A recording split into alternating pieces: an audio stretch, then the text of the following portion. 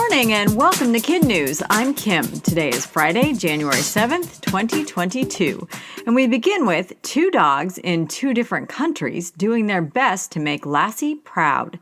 First, to New Hampshire, where a shepherd named Tinsley led troopers to her badly injured owner. The pooch was wandering alone on Interstate 89, and when cops tried to corral her, she took off running, leading them off the road to an overturned pickup and its two occupants, both of whom had been ejected. Officer Dan Baldesser said it was like a real-life Lassie situation. The crash victims wouldn't have survived the night given the temperatures. From the other side of the world in Croatia, another remarkable rescue. This one involving an 8-month-old Alaskan Malamute that crawled on top of his injured human hiker and stayed there for 13 straight hours to keep him from getting hypothermia. When help finally arrived, the dog named North didn't budge from the man's chest, even as he was stretchered into a waiting helicopter. It looks like we all have a new word to wrap our heads around. It's called Florona, and it's the catchy new name given to those of us unlucky enough to test positive for the flu and the coronavirus at the same time.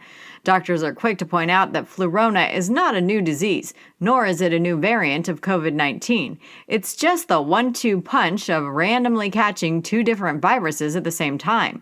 A doctor at Cedars-Sinai in Los Angeles says it's obviously not great to be infected with both at once, but it's not necessarily more dangerous either. One other COVID note, the CDC has now followed the FDA's lead and given the official green light to Pfizer's booster for kids 12 to 15. So far, Australia is saying no to Novak Djokovic. Border agents canceled the visa of the world's #1 tennis player just hours after he arrived because he's not vaccinated, and they aren't buying his medical exemption. Novak is there to play the Australian Open, where he hopes to win a 21st major title and break the tie he now shares with Roger Federer and Rafael Nadal.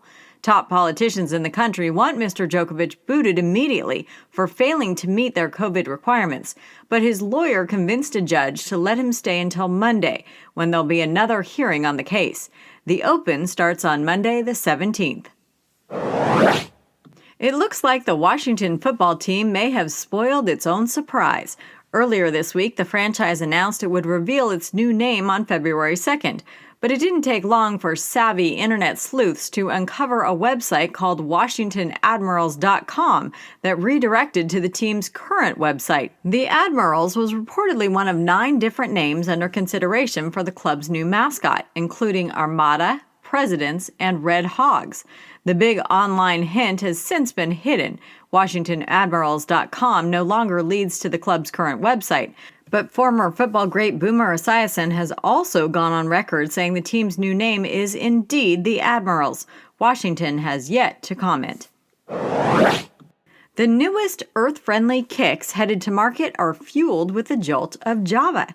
Finland-based shoe company Rens has started using a combination of old coffee grounds and discarded plastic to create waterproof sneakers. Every pair made reportedly gives new life to 6 water bottles and 3/4 of a cup of coffee grounds, which, pre-sneaker, would make about 20 cups of joe. According to the Wren's site, over 6 million tons of grounds get packed in landfills each year, and once the waste gets trapped, it spews environmentally harmful methane gas.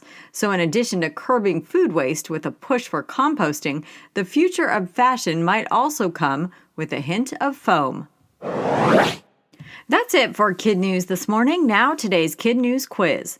What's it called when you catch the flu and COVID at the same time? Florona. What's the name of the tennis star who's in trouble in Australia? Novak Djokovic. The Washington football team may have ruined its own secret by revealing its new nickname early. What might the new name be? The Admirals. A new green sneaker is made from what?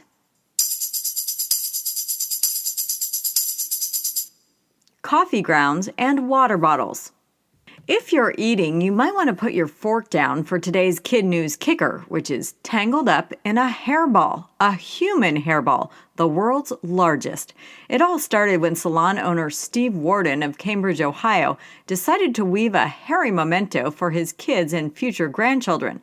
Instead of throwing out his clients' clippings, Steve started collecting them. He even built a chute in the salon wall to send the luscious locks down to his hairball sculpting station.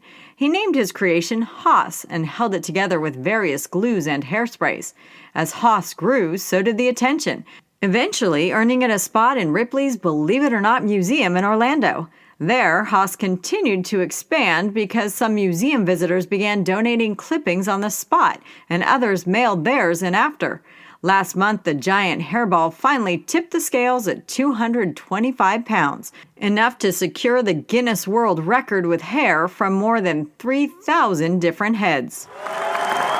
Before we head out, we want to say hello to our teachers and their classrooms, starting with Ms. Emery at St. James Elementary in Torrance, California, Mrs. McCann at Garden School of Technology Arts in Jupiter, Florida, Mrs. Mansky at River Valley Elementary in Spring Green, Wisconsin, Mrs. Boussard at Wyandotte Run in Powell, Ohio, Mrs. Sprinkle at Troutman in Troutman, North Carolina, and Mrs. Correa at Protzman Elementary in Dyer, Indiana. Thanks for listening, everyone. Please rate and review us wherever you get your podcasts, and we'll see you back here for more Kid News Monday morning.